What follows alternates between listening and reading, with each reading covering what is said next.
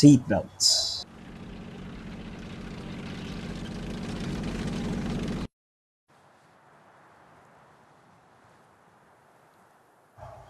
When one thinks of the army, not a lot of people think about seatbelts. But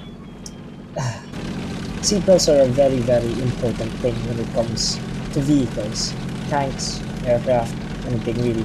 Um, they, they are extremely important due to them, not making you smash into the steel. That is, for example, in a tank, the armor. If your tank doesn't have a seatbelt, you might have a very, very significant and emotional event. We will see this later.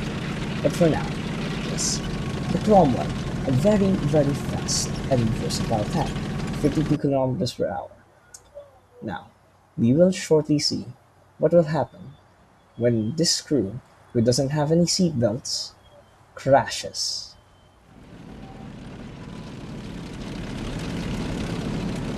Oof, what the hell was that? Oh god.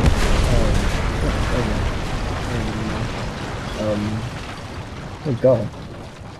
What do you have? Alright, we'll have a look at that again. Yikes. Oh god. That is a terrible, terrible explosion. So, that, get seatbelts, kids. Always wear them.